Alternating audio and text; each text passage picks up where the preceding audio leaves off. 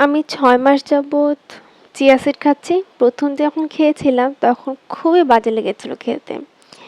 Still আমার এখনো খেতে খুব বিরক্ত লাগে। একদমই ভালো লাগে না। মনে হয় যে এই জিনিসটা কখন শেষ হবে? দেন চিয়া সিড খেয়ে আমি রুমটাকে একটু টুপ মানে টিপটাপ করে নিচ্ছিলাম। আর আমার খাটে যে কত কিছু থাকে, আজকে তো তাও কম জিনিসপত্রই আছে। আরও অনেক কিছু থাকে। উইয়ার্ড অনেক কিছুই থাকে। তো এগুলো সব গুছিয়ে নিলাম। মোটামুটি কমপ্লিট করলে একটু পর আবার এগুলো সব এলোমেলো হয়ে যাবে যখন আমি একটু পড়তে বসবো।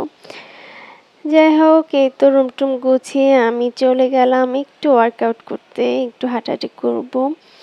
সত্যি কথা বলতে দিন আমি অনেক বেশি অলস হয়ে যাচ্ছে। এই যে প্রতিটা কাজ যা দেখছেন সবকিছুই করি, কিন্তু কোনোটাই করতে আমি এনজয় করি না। আমার খুবই টায়ার্ড লাগে।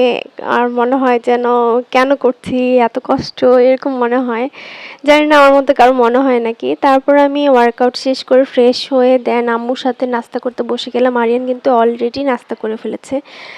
আর আমি চেষ্টা করি এই সকাল ১০টার মধ্যে প্রায় ১ থেকে ১.৫ লিটার মতো পানি খেতে। কারণ যেহেতু চিয়া সিড খাই, আর চিয়া সিড খেলে প্রচুর পানি খেতে হবে। আর এই যে বোতলটা দেখছেন, এটা প্রায় ১.৫ লিটারের মতো পানি ভরে আর কি এটার মধ্যে। তো আমি এটা প্রায় ১০টার মধ্যে শেষ করে ফেলি। আর সারাদিন মোট আমি ৩ বোতল এরকম পানি খাই। এটাতে আমার কাছে মনে হয় যে হ্যাঁ, ইটস এনাফ ফর মি। দেন আম্মুর সাথে একটু আনহেলদি চা খেয়ে নিলাম। এই তো আজকে আমার অলস ব্লগ।